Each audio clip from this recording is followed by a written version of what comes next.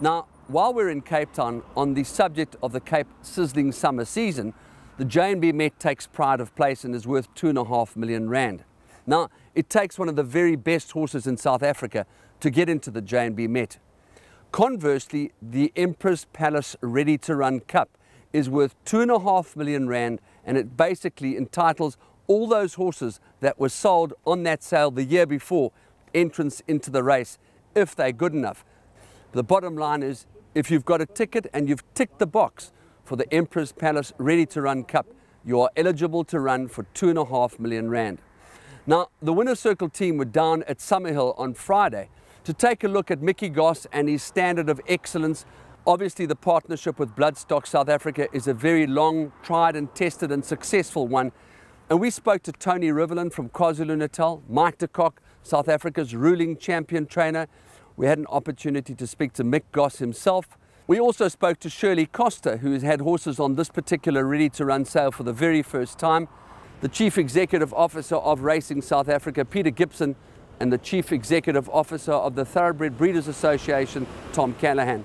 Nico Kritsiotis had the opportunity to speak to the aforementioned people. Let's find out what happened on a beautiful Friday afternoon at Summerhill Stud. The one advantage is you can see the horse move. You can have a look at the horse's action. You can have a look at his temperament.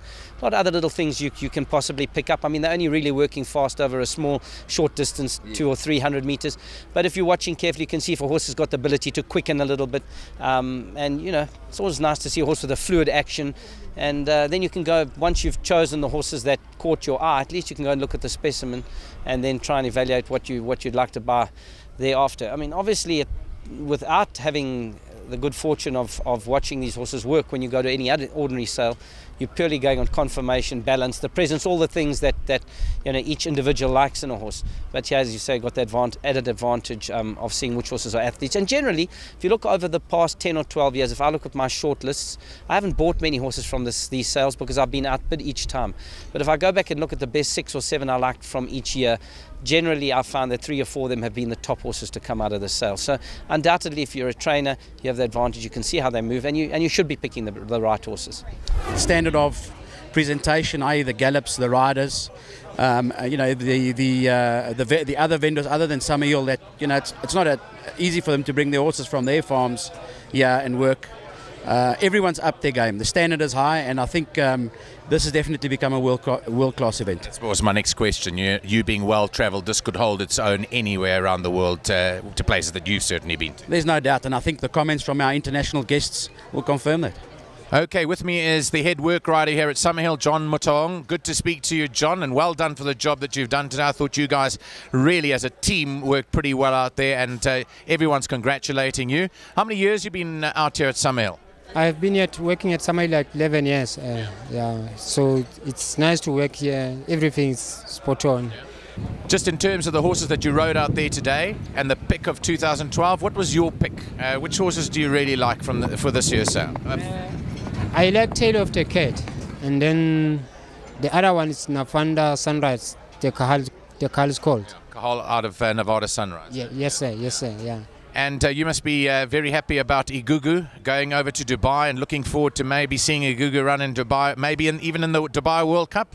Yeah, I'm very happy about Igugu because I press up the Igugu on this track. Oh, did you? Yeah, I'm the one that I do everything. Yeah, well, she's a fantastic filly. But John, congratulations, well done to your team, and good to meet you today.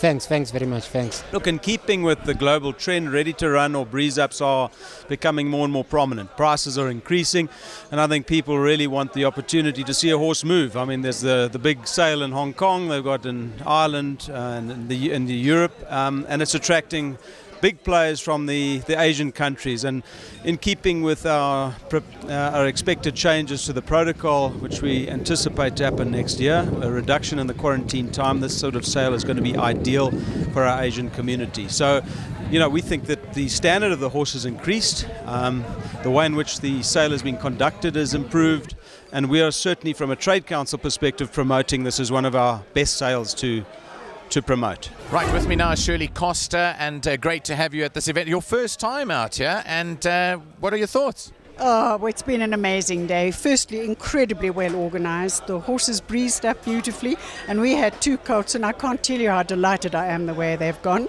They've been with Nicola at Balmoral, and she's done a stout job. They really look terrific. And the jockeys, they rode well, and they looked smart. It's a fun event. A great fun. I mean, the judges now were hysterical. But both of your horses have been extremely well received. I mean, just listening to the panel, they spoke very highly of them. Oh, well, they were both nominated, so yes. So that's great. Yeah, now so looking forward to maybe having further representation for you down the line, yeah? Oh, absolutely. It's the first time we've tried it, and certainly it's worthwhile keeping yearlings if they're not ready for sales or they've had a little problem. This is the way to go. It's really very good. I'm thrilled with it. The other consigners are close the gap. There is no gap any longer.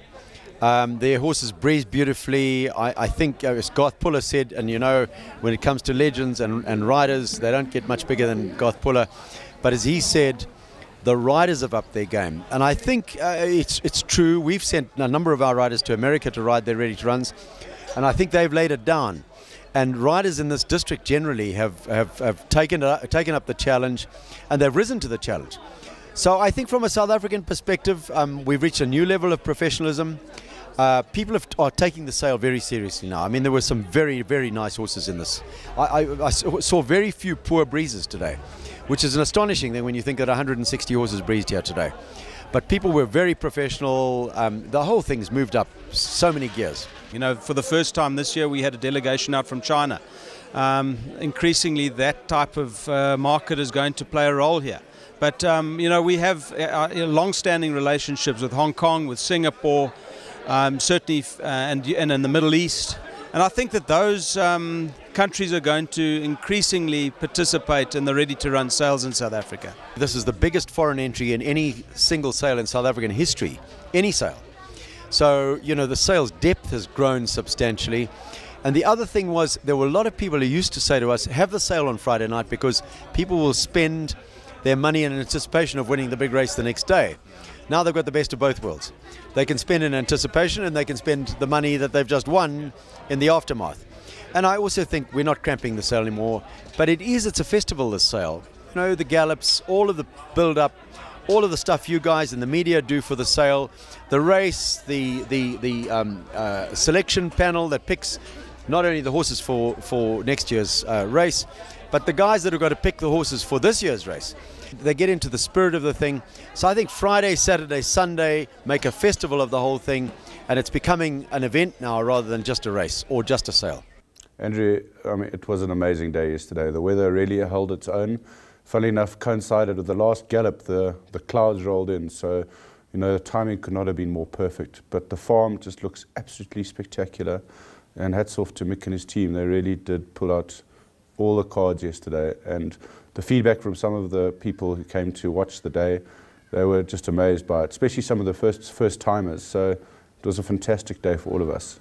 Yeah, that old expression, you don't get a second chance to make a first impression, rang loud and clear yesterday for the first timers. No, exactly, that is so true, and it really did. It was a great marketing campaign for this ready-to-run sale, but also for the industry and the sport as a whole. And we've got to celebrate these kind of days more often, I think. You know, it's a very serious business, but there's also got to be a fun element, and I think that played out yesterday. Yeah, you know, the adage, the chain is as strong as its weakest link, is never more true than on this particular farm, because Mick is always quick to pay tribute to his staff for their loyalty, for their commitment, but it's the relationship with the TBA, with Bloodstock South Africa, with the television networks, with the various little intricacies that make the sale what it is. Yes, Andrew, we're obviously in a partnership with Summerhill, and have been for many years, and it's something that we're very proud of, and we're going to nurture and grow. The sale is just going from strength to strength, as everyone can see. I mean, the results speak for themselves. The horses that have come off the sale, the catalogue this year is incredibly strong, and some of the horses galloping yesterday and in Turffontein on Wednesday, absolutely world class, and we're expecting great things from the sale.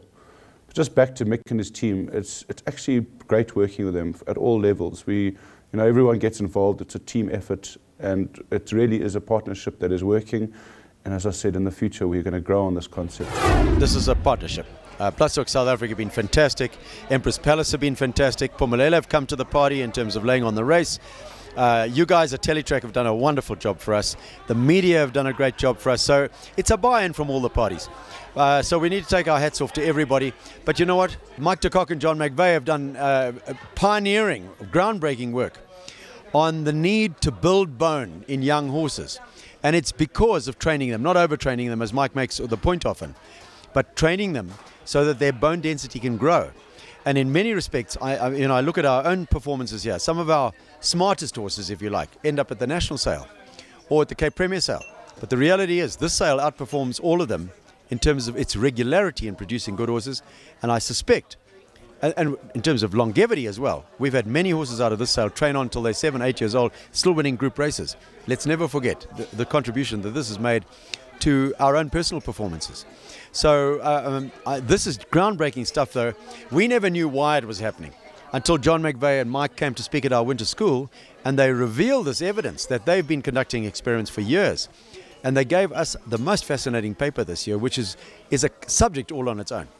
But it seems to us that horses get tougher because of the early work they do in growing the density of their bone and in developing a greater resilience to knee chips or source of fractures or whatever the case may be. Yeah.